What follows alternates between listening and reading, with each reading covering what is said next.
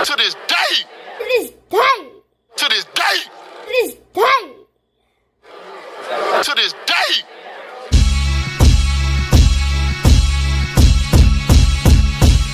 Joshua, who has suffered 2 losses back-to-back against Alexander Usyk, they're talking about him potentially fighting Deontay Wilder next year at some point. What do you think about where Anthony Joshua is right now in his career, and what do you think about that potential Wilder fight?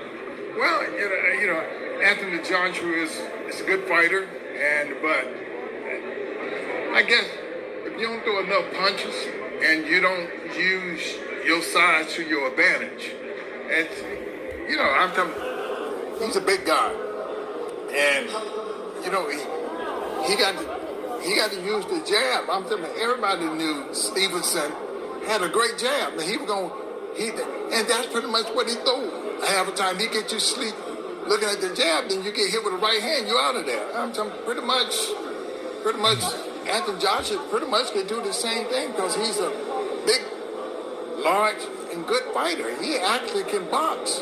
But you have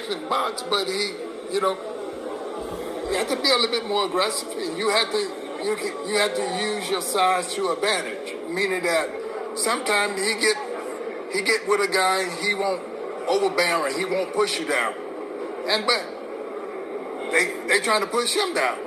So you have to play the game out right to not letting somebody out hustle you. Those are the words of Evander, the real deal, Holyfield, once again, people. And they asked him about Anthony Joshua. And I like the breakdown. I understand what he was saying. And Evander was like, first of all, it's what he didn't say. He didn't say, no, don't fight Deontay Wilder. Don't do this, don't do that. He was like, no, Anthony Joshua's a good fighter. He needs to be more aggressive. But the thing that stuck out to me and what I want to counterpunch today, that what he said he said that Wilder, he said Stevenson, but he meant Wilder. Wilder will throw a jab. That's how he normally gets you, and he puts you to sleep. He lulls you in with that jab, and he keeps throwing that jab. He keeps throwing that jab. He keeps throwing that jab. Then out of nowhere, he catches you with the right hand. He gets you out of there. That's Wilder. We all know that, even though this new Wilder that we only seen 2 minutes of, maybe a round of, we don't know. Maybe he has more tricks up his sleeve because of Malik Scott and the extensive training that he's been going through with Malik Scott and lately with all the rounds of sparring that he's had, right? So that may be different. However, who Evander Holyfield was referring to was the Deontay Wilder we're used to. The jab, the jab, the jab, the jab, the jab, the jab, the right hand. Okay, that's pretty simple. And he said, well, Anthony Joshua can do the same thing. And that is so true. And then with a fight like that, though, I think with AJ and Deontay, if AJ is not aggressive, he could fall in the same trap as all the other fighters that Wilder has fought. Because what people understand about Wilder is a super spammer. What I mean by that is a person that does the same thing over and over and over again. Okay, that's pretty much a video game term, like a fighting game term, when someone keeps doing the same move over and over again, and it's annoying as fuck. But then you realize that they're so basic, or they're so common, or limited, right? They're not complex. They're not giving you different angles. They're just basically throwing the same punch over and over and over again until something different happens. Okay, and that's how people's mindset. Sometimes a person's mindset is, let me, kill you with normality. Okay, and that's what Wilder does, because they get in there with Wilder and they're like, dude, this is really not what I thought it was. Off the jab. Oh man, this is easy. And then later on, you get caught, then you're like, okay, what the hell happened? Okay, so what Evander Holyfield is saying is, well, Joshua can do the same thing because he can actually box. So you guys think that that same rule can't be applied to Wilder. It can. That's what Holyfield's saying. However, to counterpunch Holyfield, what normally happens with that, along with a lot of other fighters, they don't back up Wilder. So if you don't back Wilder up, because Wilder's not going to do anything dynamic. I haven't seen him thus far, and Helenius hasn't convinced me because, for one, he hasn't been in there long enough for me to see the adjustments, to see that he improved. I know definitely the things that I've seen improve is the punch output and the speed of Wilder.